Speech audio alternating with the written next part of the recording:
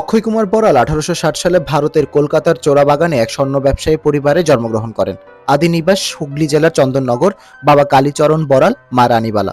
অক্ষয় কুমার মার্জিত এবং বিজ্ঞান মনস্ক চিন্তাধারার অনুসারী ছিলেন। 19 শতকের বাংলা সাহিত্যের অন্যতম শ্রেষ্ঠ কবি। কলকাতার বিখ্যাত হেয়ার স্কুলে পাঠাভ্যাস আরম্ভ করলেও স্কুলের সীমানা অক্ষয় কুমার অতিক্রম করতে পারেননি।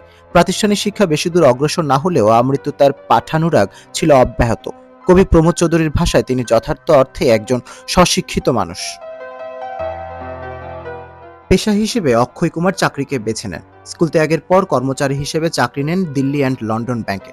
কয়েক বছর উক্ত পদে থাকার পর তিনি নর্থ ব্রিটিশ লাইফ ইন্স্যুরেন্স কোম্পানিতে হিসাব সচিব পদে যোগদান করেন এবং এই পদ থেকে অবসর গ্রহণ করেন।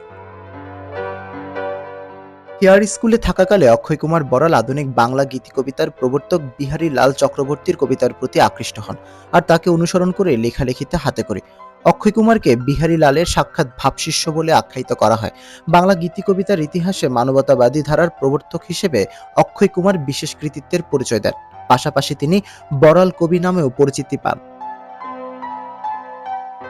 অক্ষয় কুমার বড়ালের প্রথম কবিতা রজনীর মৃত্যু 1882 সালে বঙ্গদর্শন পত্রিকায় প্রকাশিত হয়। এছাড়া তার প্রথম কাব্যগ্রন্থ প্রদীপের অন্তর্ভুক্ত বিখ্যাত একটি কবিতা মানব বন্দনা, যেটি বাংলাদেশ জাতীয় শিক্ষাক্রম ও পাঠ্যপুস্তক বোর্ড কর্তৃক প্রণীত একাদশ, দ্বাদশ ও আলিম শ্রেণীতে সাহিত্য পাঠ বইয়ে কবিতা অংশে পাঠ্য। কবিতাটিতে তিনি মানব সভ্যতার ক্রমবিকাশের ঐতিহাসিক প্রেক্ষাপটে মানুষের অবদান ও মহিমাকে তুলে ধরেছেন। অক্ষয় কুমার বড়ালের সাহিত্যকর্মের মধ্যে শ্রেষ্ঠ কাব্য এশা। এটি একটি শোক কাব্য। স্ত্রীর মৃত্যু শোকে রচনা করেন।